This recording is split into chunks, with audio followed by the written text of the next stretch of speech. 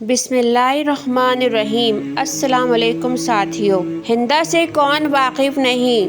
مسلمان ہونے سے پہلے نبی اکرم اور ان کے رفقا کی جانی دشمن تھیں۔ ان کا حضور اکرم صلی اللہ علیہ وآلہ وسلم سے معافی مانگنے کا واقعہ پیش کرتی ہوں۔ ابن جریر سے روایت ہے کہ فتح مکہ کے موقع پر عورتیں رسول اکرم صلی اللہ علیہ وآلہ وسلم کے پاس بیعت کرنے کے لیے حاضر ہوئیں تو آپ صلی اللہ علیہ وآلہ وسلم نے عمر بن خطاب رضی اللہ تعالیٰ عنہ کو حکم دیا کہ وہ عورتوں سے کہہ دے کہ رسول اللہ صلی اللہ علیہ وآلہ وسلم تم سے اس بات پر بیعت لیتے ہیں کہ تم اللہ کے ساتھ کسی کو شریک نہ کرو۔ ان کی بیعت کے لیے آنے والوں میں ہندا بھی تھیں، جنہوں نے اپنے کفر کے زمانے میں حضور اکرم صلی اللہ علیہ وآلہ وسلم کے چچا حضرت حمزہ رضی اللہ تعالیٰ عنہ کا پیٹ چاک کر کے ان کا کلیجہ نکال کر چبایا تھا۔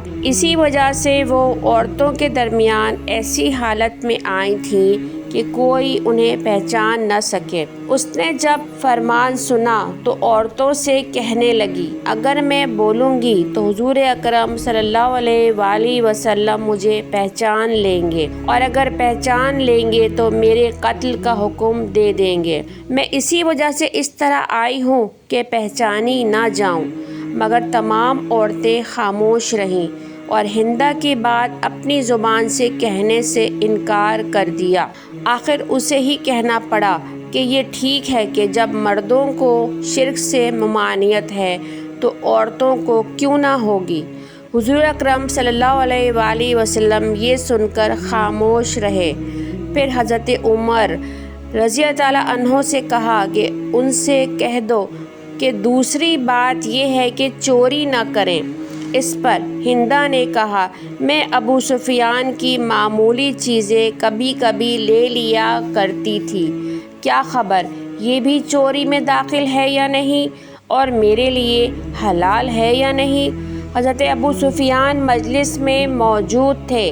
یہ سنتے ہی کہنے لگے، میرے گھر میں سے جو کچھ تو نے لیا ہے وہ سب تجھ پر حلال ہے۔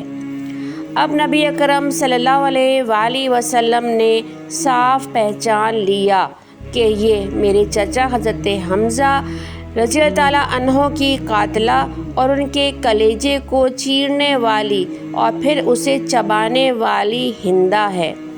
آپ صلی اللہ علیہ وآلہ وسلم اسے پہچان کر اور اس کی یہ گفتگو سن کر اور یہ حالت دیکھ کر مسکرا دیے اور انہیں اپنے پاس بلایا۔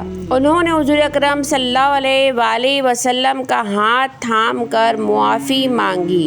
آپ صلی اللہ علیہ وآلہ وسلم نے فرمایا، تم وہی ہندا ہو؟ ہندا بولی، جی ہاں۔ فرمایا، پیارے نبی صلی اللہ علیہ وآلہ وسلم نے، جاؤ، آج میں نے تجھے معاف کیا۔ یہ آقائے دو جہاں کا وصف تھا کہ جو اپنے بڑے سے بڑے دشمن کو بھی معاف فرما دیتے تھے۔ ہمیں بھی چاہیے کہ ہم اپنے ہر چھوٹے بڑے گناہوں کی اللہ رب العزت سے معافی مانگیں اور دوسروں کی غلطیوں کو معاف کر کے امت محمدیہ ہونے کا ثبوت دیں۔ اللہ ہمیں نیک اعمال کی توفیق عنایت فرمائے، آمین۔ اللہ حافظ۔